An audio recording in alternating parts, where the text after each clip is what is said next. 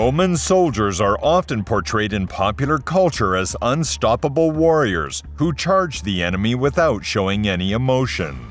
But is this actually the case? In reality, according to a number of sources, there may have been times when the legionaries experienced periods of fear and panic.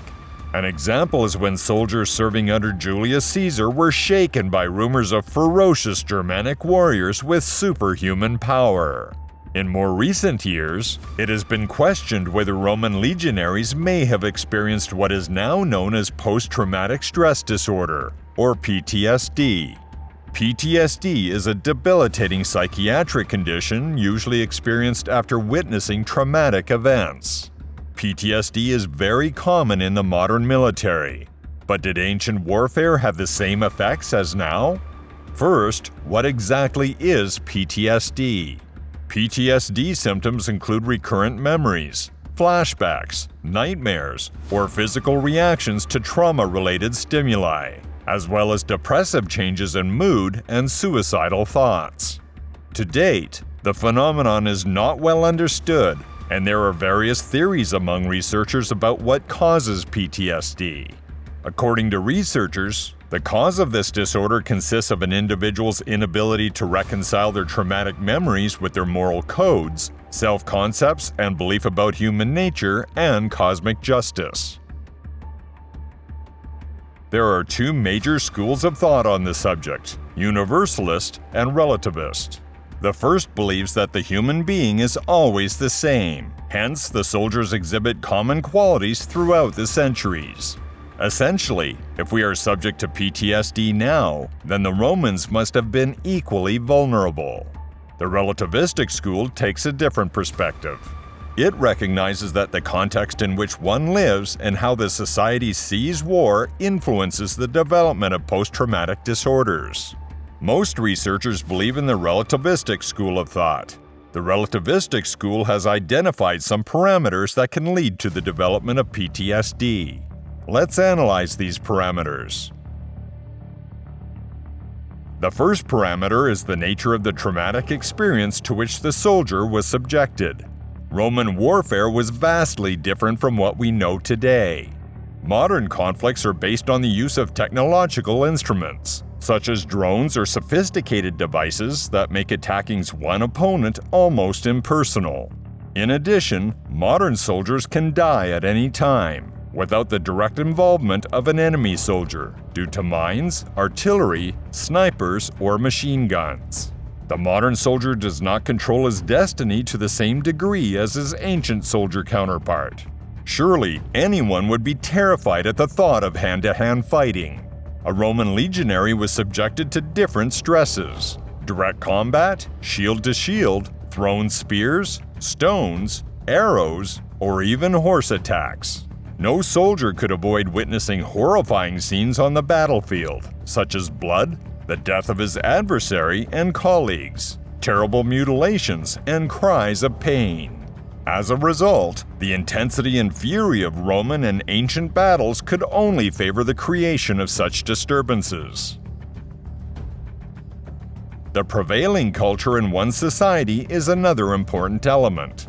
For example, a cannibalistic tribe has a completely different moral view than the one of a Buddhist community. Romans were classists. The life of a slave was normally considered inferior to that of a citizen, and they were associated with Germanic populations with a low degree of civilization to a herd of wild animals. The behavior of a legionary who slaughtered entire families for looting would not have been judged immoral. From this point of view, Roman society did not contribute to a specific way to the development of PTSD. Also, Roman legionaries' socio-cultural preparation before the fight was significant. It included 50% infant mortality, brutal arena entertainment, frequent and bloody fighting as a way of life, religious incitement to view conflict as natural and beneficial, and open butchering of food and animals. On a daily basis, Roman society had to deal with blood, misery, and horrifying situations. In comparison to the legionary, the modern soldier is protected from such realities to a higher degree compared to any other moment in history. A third element that influences the possible development of the disorder is personal philosophy. A person who believes that violence is a natural part of life and believes in the law of the fittest will undoubtedly have fewer issues than someone who believes that humans must construct a more equal society. Now, the method of selecting and training the Roman legionaries was particularly harsh. No person with a philosophy aimed at peace could enter the Roman army. All the men who lined up for the ranks of Rome were accustomed to war, and they certainly showed no particular scruples about facing an adversary. Legionaries were certainly not inclined to develop feelings of guilt or remorse. A Roman army's discipline is important to mention too. Legionaries should fear their commander more than their adversary. A soldier could be sentenced to fusterarium, the penalty of beating, for any act of disobedience. Another severe penalty for disobedience was the decimatio, or decimation, which was applied to rebellious troops. It was a form of military discipline in which every 10th man in a group was executed by members of his cohort. The lucky soldiers who survived would then be expelled from their legion for a couple of days and forced to survive outside the encampment. Well, when we compare Roman standards to modern ones, it is difficult to picture soldiers in present-day armies being treated similarly. There would be scandal and lawsuits. Another fundamental element is the presence of ancient sources that can tell us about legionaries gone mad. Appian of Alexandria, a Greek author, is one of the ancient authors who depicts the case of a person who may have suffered from PTSD. Appian describes in his work, Roman History, a legion veteran named Cestius Macedonicus, who, when his town was threatened by the emperor-to-be Octavian, set fire to his house and burned himself alive.